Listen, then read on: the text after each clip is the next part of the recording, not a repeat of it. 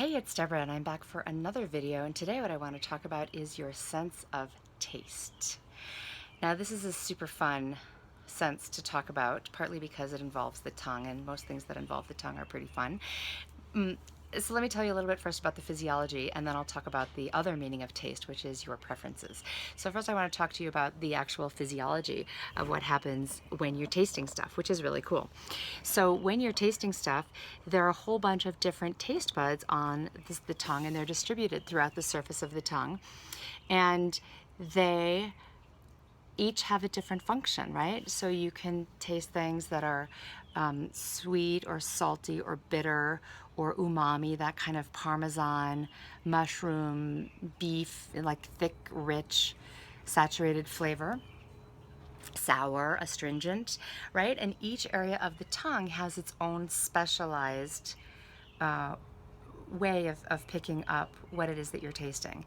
And it's pretty cool, right? It's pretty cool to think that we have such exquisite ability to discern what we're tasting and even what the texture is from these tiny little sensory fibers, neurofibers that are in the tongue. Isn't that weird and crazy and mysterious and awesome? I think it is. Here's another thing that's pretty cool about your sense of taste is that there's a lot of abrasion that happens in your mouth, right? Because you're chewing food, and as you start to chew, you actually release chemicals to help break the food down so it's easier for your body to digest it. So you have like physical abrasion of your teeth, and then you also have chemical abrasion that's breaking stuff down. So the cells in your mouth turn over every 3 days. Why am I telling you this?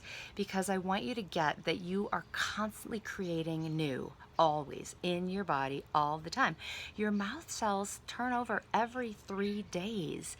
That's really, really amazing. That's how creative you are. What if you took that awareness into your life and you started creating like that all the time because you knew that it was in your nature to be constantly recreating stuff? I think that's really liberating. That means you can recreate yourself. That means that you can recreate your life. That means you can recreate your belief system.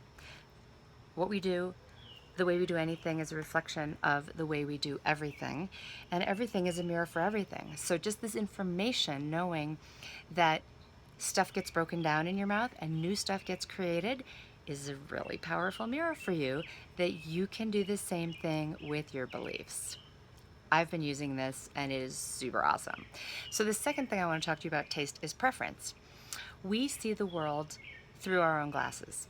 It's like we're all wearing these prescription glasses, and we were given the prescription when we were kids by our parents, by our environment, by our culture, by our teachers, by stuff that we just inherited and absorbed from many generations back. And we've been looking through these glasses our whole lives, and we're seeing stuff through those particular lenses that tell us that we like certain things or we don't like certain things. We have a preference for chant music and we don't like metalhead, or we have a preference for fresh peaches and we don't like raspberries, or we like the hot and we don't like the cold. Whatever it is, we have tons and tons of preferences. And I think that's cool that we all get to choose what we like and we all choose different things. Now, a lot of us aren't actually choosing what we like. We're choosing what we think is going to make us be loved. We're choosing what we think will help us get approval. So this is where taste is really important. Are you eating stuff that disagrees with your body? Are you eating stuff that tastes bad to you because you don't want to offend the person who cooked it? So we're all pretty aware of what we like and don't like when we eat it, right? Are you aware of what you like and don't like when you think it?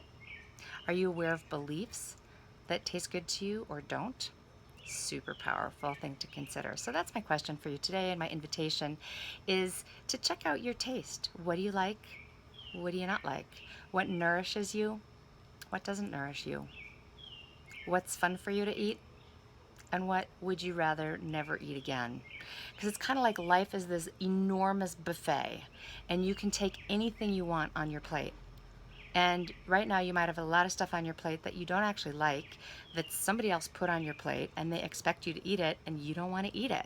So go through that buffet line again and put on your plate only what you love. It's your choice. Have a great day. And let me know what your tastes are. Bye.